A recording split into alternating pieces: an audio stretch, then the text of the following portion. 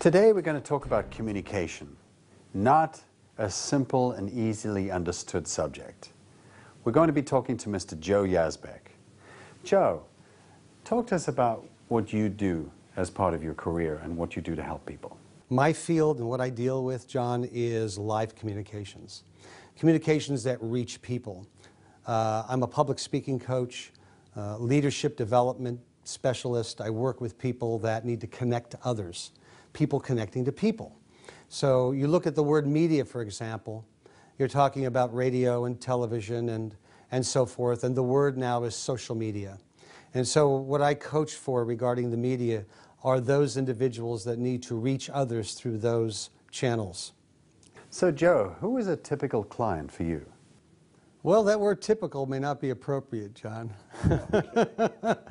I don't think there's anybody typical. I mean, men and women of many different fields and professions, and you know, they aspire to be good, and they aspire to be effective, and they aspire to really reach out to the public and make themselves known and create an impact on what they believe in, and you know, from the position that they hold. And it might be a lawyer that needs to shine in a trial. It might be a political candidate that needs to shape and mold their campaign and to become fearless and courageous in front of people and in front of the cameras, in front of reporters. It might be a political candidate that becomes a public servant and then all of a sudden has a whole new purpose to communicate dynamically. This is about people. I thought communication was a technical thing, but this is about people. Well, you hit upon something right there that has been a transition through the last, I think, 20 years, and particularly since the internet went active in the early 90s. Communications now is not just a digital thing. It's not just a technology word.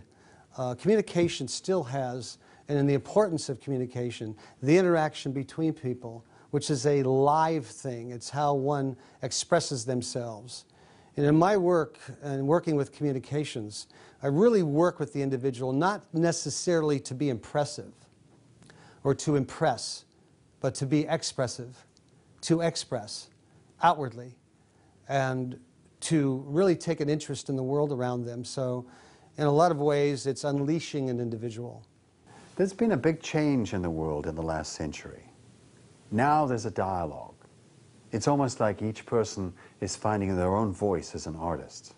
Absolutely. I mean, if you're looking at even in the realm of social media, communications become such where you're not necessarily communicating to promote a product or to market a product or service. You're really communicating so that you can build a relationship.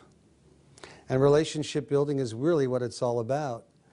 And so when you have an individual who knows who they are and has an understanding of what it is that's important to them, and they have a purpose that they're trying to and wish to express to others, to carry out, and need others, really truly need others to help them to carry that forward. Well, that becomes a reason for me to take someone in my coaching session and help them, because they become then a tool of influence. So when I help others, which is the reason why I'm doing what I'm doing, I mean, my excitement and my passion and my interest is in really making and creating a dynamic and impact communicator that can influence others. Can you imagine the ripple effect that you have, you know, when you have others influencing others in a positive way, particularly with the speed upon which communication is traveling now? It's very exciting. How did you discover all this, and what launched you in this direction? I don't know, maybe by accident. I mean, I think that I sort of stumbled on the fact that I had to discover for myself what my strengths were and how I developed a sense of humanness and connection to the world around me. And I think that being an artist and coming up through the entertainment industry as a talent developer and really being, I think, really sensitive to the expressions of others and what blocks them You know, so as a performing artist and working with musicians and singers and songwriters and developing talent in theater, I have a degree in theater, and I think that probably that was my big unleashing this lifetime for me, was that it gave me a sense that people can change. Wow. People can improve. There's something that if you overcome barriers and obstacles to people reaching out, why then, boy, they're reaching heights they've never reached before, and they become better people. They become instruments of help to others. And that's exciting to me when I see that in my training room. When you remove and help a person to remove a challenge to their life and their career, how wonderfully they blossom. Joe, give us some examples of some of the things that you've helped your clients discover. Well, I mean, I had one gentleman, for example, who was a marketing specialist who just was absolutely wonderful one-on-one, but, and this was a very simple thing, came to me because he could not stand up in front of a group without jittering and shaking and feeling like a complete idiot, in his own words. And so this individual is a very successful businessman. And so it made a huge difference in his life that he was trained on the tools of stage presence and being able to feel comfortable in front of an audience or a camera or a microphone. I mean, there's a case in point right there that when you stand up in front of a group, and most people know this, when they stand up in front of a group, something else is added to that person. When you have a microphone in front of you, your presence or who you are gets diluted with nervousness and hysteria and introversion. You know, much like if you had a large audience in front of you, you can't really see them. You're seeing a blur in front of you.